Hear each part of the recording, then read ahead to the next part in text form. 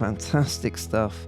Lots to get through, even though there are only 4 games, of course, still lots of action covered in those 4 games. And we have to start with the big shock coming on Tuesday night in Geneva. The Swiss champions Genève-Servette tucked up the Swedish champions Växjö Lakers 4-1. I will own up to it. If you listen to my podcast where I previewed the action on Sunday afternoon, UK time, I did say this was the tie that was most likely to be lopsided, but that was on a basis that Växjö would potentially be a step too far for Genève-Servette. Well, wasn't I proved wrong? Incredible game. Genève came out really energised, home crowd behind them, just as you'd expect them to be. Växjö just looked sluggish for some reason. I'm not sure why. They got off to an incredible start, scoring twice in the first 5 minutes for Servette. Valtteri Filppula got the first goal after 3 minutes 17. Then defenceman Rim Burney was given all the space and time in the world by Växjö to walk in and shoot past Adam Orman to make it 2-0. Now, it did look like Växjö might escape what was a pretty poor first period for them, only 2 goals down, but Tanner Richard then put pay to that just over a minute before the end of the period. That's his 12 points in 9 Champions Hockey League games so far this season, the most of any player in the Champions Hockey League this year. Växjö did push back a little bit in the second, but they still didn't create too many good chances, to be honest. And that was really costly when Genève-Servette then capitalised on Robert Rosian's second penalty of the game to take a 4-0 lead. Vincent Praplan scoring a power play goal there. Now, coming into it, they're 4-0 down. You know Växjö are going to come back hard in the third period. I mean, they sort of did, but not quite as you would have expected. It was a really strange performance from the Swedish champs. They weren't all guns blazing, as you might have thought. Just never really clicked for them. They just never really got into their groove. They did, however, manage to grab a glimmer of hope. 2 minutes remaining in this one. Tobias Ridera pounced on a beautiful reverse pass from behind the net by Manuel Ågren to make it 4-1. So, fantastic result for Genève-Servette to win 4-1 at home. Växjö will now take it back to their place next Tuesday. It's a hole they've dug themselves in, but that 1 goal at the end, it's now a 3-goal deficit. They're starting to come back. How big will that goal be? Well, we will find out next Tuesday, but it definitely gives Växjö a chance. And Genève-Servette will know all too well, going to Växjö, this tie is not done and dusted by no stretch of the imagination. So, bad news for the Swedish team in that one. The next tie, well, it was an all-Swedish affair, so a Swedish team was going to come out of it okay. And there were late goals in this one as well. It was Skellefteå against Färjestad in Skellefteå. Färjestad had what looked like a commanding 4-1 lead in this one, but then Linus Lindström and Axel Sandin Pellikka, the Detroit first-round pick earlier this year, they added 2 goals in just over 2 minutes late on, which has brought Skellefteå right back into the tie. So it was 4-3 Färjestad. Victor Ejdsell continued his amazing form. We spoke about him on a podcast last time out. Got 2 goals in this game. The first goal of the game on a penalty shot. Boy, oh boy, was that a sweet move. You have to look that one up on YouTube on the highlights. Dinked one way and then the other, then another. Diving through the air as he flicked it home.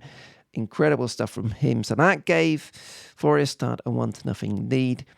But then 18-year-old Seattle prospect Seb Forsfield equalised for Skellefteå to make it 1-1 at the end of the first period. Now things turned Färjestad's way in the second period. That man again, Victor Ejdsell, he intercepted a somewhat sloppy pass and pulled off another nice move to beat Linus Söderström in a Skellefteå net. That was followed by Joel Schwellman, his goal just after a power play had expired. He was left all alone at the back post, so that gave Färjestad a 3-1 lead. And when Liam Ogren, the 19th overall pick last year by the Minnesota Wild, he gave Färjestad a 4-1 lead on 50 minutes. It looks like the tie may already be over after the first leg, but those 2 late goals from Skellefteå have really got them back in it. You would still fancy Färjestad going back home in Karlstad with a 1-goal lead to protect. You would still expect them to go through, but Skellefteå, they have given themselves a chance. That is for sure. So only one goal in between those two teams, and it was the same between Rapperswil-Jona Lakers and Vítkovice Ridera after their first leg. It ended up 2-1 in favour of Rapperswil, the home Swiss team. Now the visitors got off to the best possible start in this one, taking the lead after just 67 seconds. It was Marcel Brinker who scored that goal. He was added to the team in mid-November from Iserlohn Roosters of the Penny DEL, so really proving his worth. They had scored twice in Vítkovice's Extraliga win, 6-2 win over Litvinov on the previous Sunday, so 3 goals in 2 games for him. Rapperswil then equalised 13 minutes in through the defenceman Nathan Voradu, and then took a 2-1 lead after 16 minutes when Swede Victor Rask scored on the power play. That's where the scoring ended in this one. There were chances in the remaining 2 periods, but as the game came into the latter stages, it felt like a classic football or soccer Champions Hockey League 2-legged affair where you get to the end of the first leg, and whilst both teams would like to get the extra goal, they weren't prepared to risk too much to try and get it. Rapperswil had a 2-1 lead. That's a good home win. They've set themselves up nicely for the road game. Vítkovice, yes, they're losing the first game, but they're still nice and close. So neither of them really took big risks to try and get the extra goal. It ended 2-1. It was all a bit cagey at the end.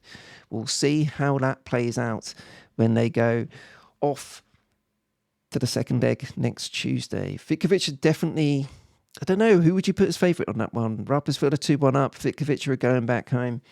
Feels like a coin toss to me. However, 2-1 in that game. We then come to the game that took place on Wednesday. Wow. 3 goals in that other tie. This was a 10-goal classic between Dynamo Pardubice and Lukko Rauma. They put on an absolute show for us in that one. You would think going on the road and winning 6-4 would be fantastic for Lukko Rauma. And certainly it is far from a bad result for them. They've won by 2 goals. They take that back to Rauma next Tuesday. However, they led 4-0 in this one. They led off, in fact, 4-0. They took a 4-0 lead, scored twice in the first 3 minutes through defenseman Nicholas Almari and Tuukka Texeler on a power play goal. Kim Nieminen and Gabriel Fontaine each added goals too, so that was 4-0 after 16 minutes. Dynamo Pardubice needed something special to get back in it, and boy did they do that. They took advantage of the new Champions Hockey League power play rules that they've brought in this year, the experimental rules, as they call them. They scored twice on the same power play. So Lucas Radil and Jan Kostelek both scored. So if you score on a power play in the Champions Hockey League, that isn't the end of it. You then get to carry on for the rest of the power play. So they took advantage of that, 2 goals on the power play. Now, it was Rauma's Pontus Westerholm who conceded that penalty on a tripping call, so he would have been very relieved to get on a score sheet. That made it 5-2 to Lukko Rauma. Stayed just like that until 6 minutes to go.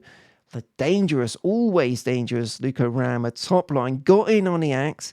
Braden Burke scored on captain Julius Martela's assist, and that made it 6-2. So they started off with a 4-goal lead, conceded a couple, then got back to 6-2.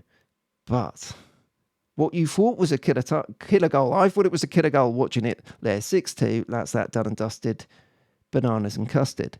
But Pardubice had other ideas. They scored twice in 2 minutes through Jan Mandart and Robert Kusel to reduce the deficit to 6-4. So a crazy game, very, very entertaining.